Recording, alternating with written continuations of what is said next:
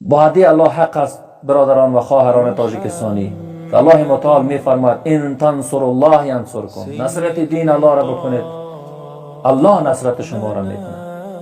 رسول صلی الله علیه و سلم میگه احفظ الله یحفظک، دین الله را حفاظت بکنه الله. پیام بنده برای برادران و خواهران مسلمان ما در کشور تاجیکستان که به خاطر دین الله سبحانه و تعالی مورد ظلم و شکنجه رئیس جمهور طاغوت کافر تاجیکستان که امام علیوف است به سر میبرند، به خاطر تطبیق دین الله سبحانه و تعالی و خانواده های اینها ظلم صورت میگیرد، اینها را شکنجه میکنند، در بند میاندازند و همیشه خانواده های اینها را شکنجه میکنند. الله متعال برای اینها صبر و استقامت نصیب بکند.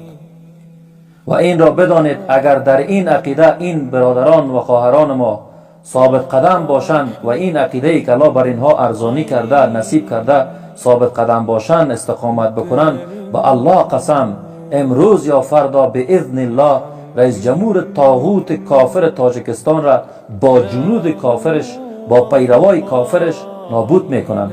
الله متعال اینها را در مبارزهشان علیه علمای طاغوتی قبرپرست تاجیکستان، طاغوت پرست تاجیکستان، پیرپرست ها، قبرپرست ها استقامت نصیب کنند.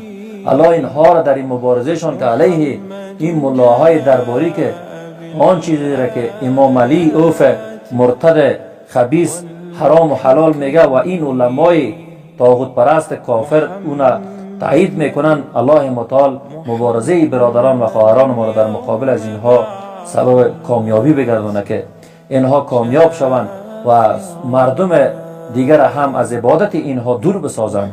مردمی که امروز در عبادت اونها به سر میبرند اینها سبب شوند، این برادرها و خواهرها سبب شوند که اونها حقیقت را درک بکنند و در هر تاجیکستانی که خود را مسلمان خطاب میکند لازم ضروری است برش فرض است که از امام علیوف کافر و پیروانش بیزاری بکند.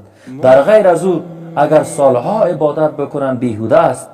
این طاغوت امام علیوف طاغوت کافر به جای الله خود معرفی کرده، به جای فرعون. این ایش فرعون عصر است، فرعون زمان است در تاجیکستان و کسایی که پیروای از هستند جنود فرعون هستند، جنود از این طاغوت هستند، جنود از این امام علی اوف خبیث کافر هستند. امام علی کسی است که ادعای الهیات میکنه در روجه، میگه من اله هستم باید من عبادت شوم، هر آن چیزی که حرام گفتم حرام، آن چیزی که حلال گفتم حلال. قانون الله میگه اینجا به درد نمیخوره، آن چیزی که الله گفته میگه اینجا نگوین. هر کسی که بخواد مطابق قرآن و سنت در تاجیکستان زندگی بکند اون بیچاره را از کشورش به اصطلاح تبعید میکنن، خانوادهش شکنجه میکنن. الله المستعان. الله متعال اینها را استقامت نصیب بکنه، الله کمکشان بکنه. بعدی الله حق است برادران و خواهران تاجیکستانی که الله متعال میفرماید ان تنصروا الله ینصرکم، نصرت دین الله را بکنید الله نصرت شما را میکنه. رسول صلی الله علیه و سلم میگه احفظ الله یحفظک، دین الله را حفاظت بکنه الله شما را حفظ میکنه. بفهمین که در هر منطقه و قصبه و قشلاقی که هستین الله سبحانه و تعالی شما را حفاظت میکنه.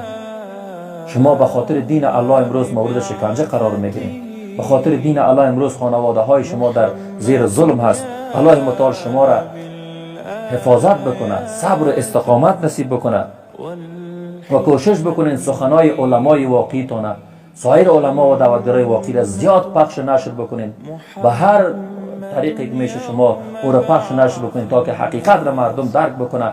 علیه از این رئیس جمهوری که سالهای سال است در کشور تاجیکستان کفر بر اسلام ترجیح داده و نظام های کفری تطبیق کرده روان است علیه نظام الله سبحانه و تعالی، علیه از این باید مبارزه بکنین. الله متعال استقامت نصیب کنه.